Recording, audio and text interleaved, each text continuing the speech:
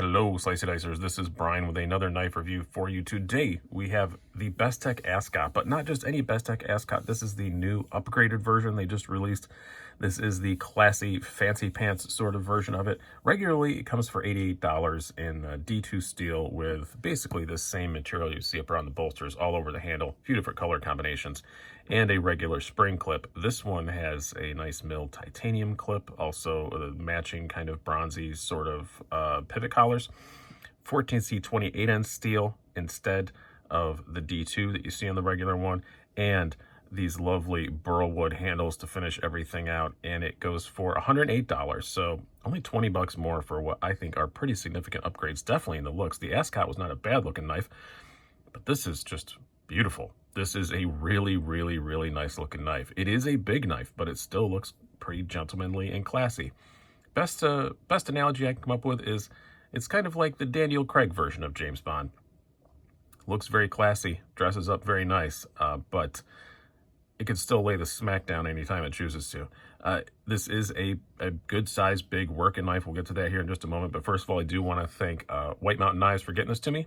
Go to whitemountainKnives.com, use the code SDWMK at checkout. You get 10% off, so not too bad at all. So 10% off of $108 makes it about a $90 knife, so not too bad at all. Let's do some specs and size comparisons before we get too much farther, because as I said, this is a large knife. I'll also add that I really thought that I reviewed the previous Ascot, well, current Ascot, the cheaper Ascot, but, you know, I didn't. So sometimes things blur together. Bestech was releasing a whole lot of budget stuff at that time, and that one just passed me by, I guess. I really thought I had, but I had not. Once I got this in my hand, I'm like, wait, maybe I haven't. And I went back and looked. I haven't. So this is a big knife. We have an overall length of 8.75 inches, blade length of 3.9 inches, blade thickness of 0.15 inches, handle thickness pretty beefy at 0.63 inches, and a weight of 4.38 ounces.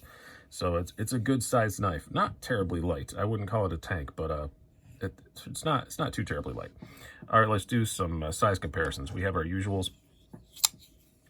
Your Spyderco Paramilitary 2. You can see it's just a little bit longer than that. And the Para 3.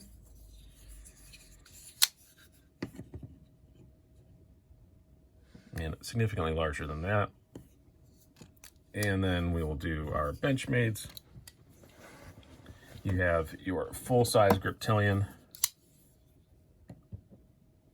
and the full-size Bug Out. He's a little bit bigger than both of those, quite a bit bigger than the Bug Out. And something perhaps more comparable, we'll bring out the Onterios, the Ontario pair, the Rat Model 1 and the Rat 2. You can see it's still even just a little bit longer than a Rat Model 1, so it's a pretty good sized knife.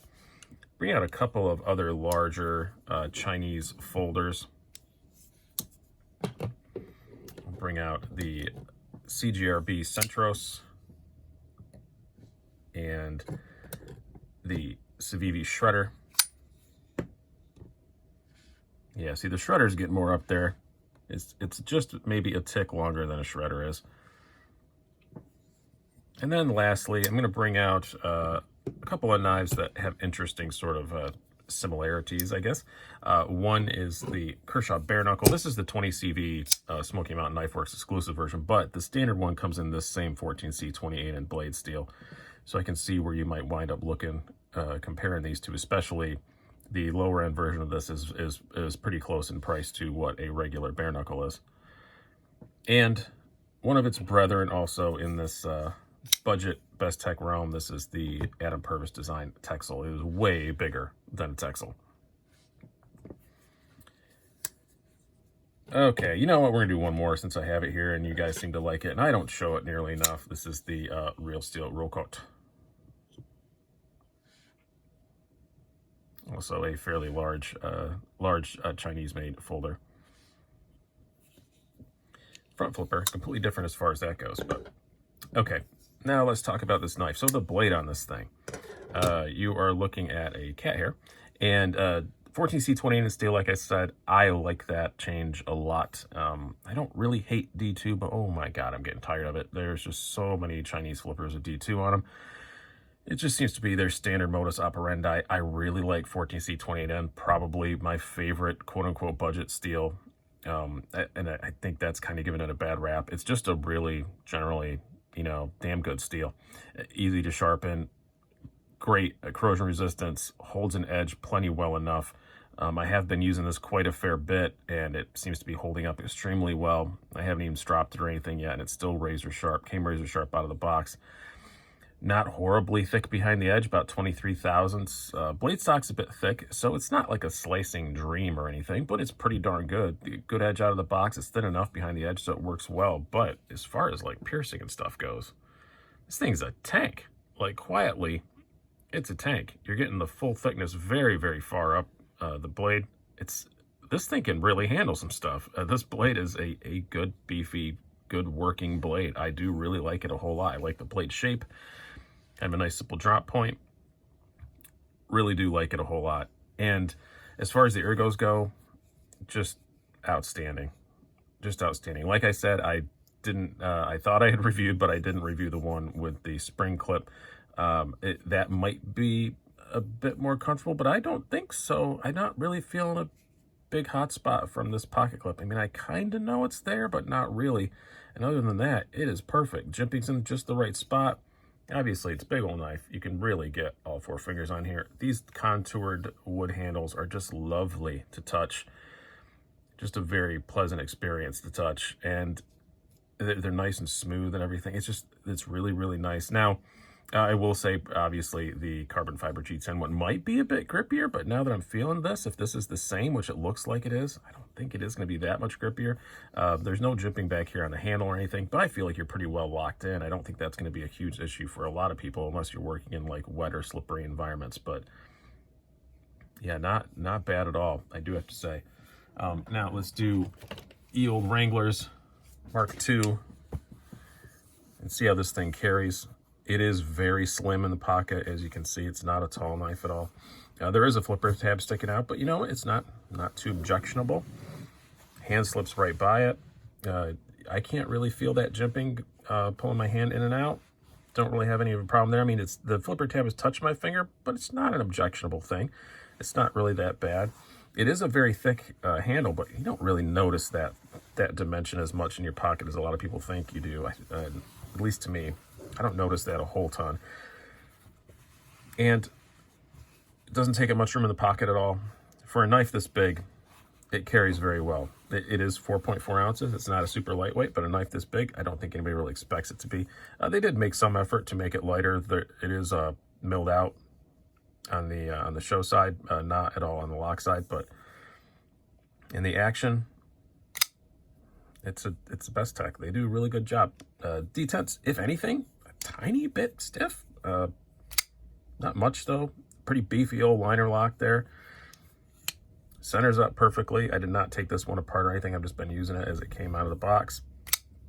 And great action. It's exactly what you expect from a Bestech. Very, very smooth. Doesn't make as satisfying a noises as some of the other flippers I've had recently, but it still works really, really well. Can't really fault it for that. And my overall conclusion is, yeah, there's very little to fault with this. I mean, if I really want to be super picky, you can see some gaps there. Tiny, it's uniform, but there's a tiny little gap in the transition between the carbon and G10 and the wood on both sides, but it's pretty uniform. There's maybe one little bung up there. Not the end of the world for this price. I'm not really flipping out about it. This isn't a, $250, $300, $400 Riot or a ZT or something like that. It is on its face, an $88 Bestech that has some fancy parts on it. So not really knocking that. I do love the switch to the 14C28N. I think that is great, especially for more of a dressy kind of knife like this. I actually do like the milled pocket clip. Normally, I don't always think that's an upgrade necessarily, but this one does look very good. I like the color matches. I do kind of wish they'd have done the same thing on the standoffs. Again, I'm picking hairs here. Mostly all T8 hardware. There's really little to complain about. I did not take this apart, but I saw someone else do it. You don't have to attack these little T6s to get it apart, so that's nice. So everything you need to touch to get it apart is T8, so can't complain there. Yeah, it's just a really cool knife, and especially the way this one looks, it's a beautiful thing. It is a very gorgeous knife to look at, and I think for the price, well worth it. And again, so happy to see a Chinese company using 14C28N instead of the ubiquitous D2. I always like to see a stainless steel on a lot of these knives, just as a change of pace, if nothing else. So hope you guys have enjoyed this. I've been Brian. Again, go to White Mountain Knives, use the code SDWMK at checkout, get 10% off. I've been Brian. Have a good one.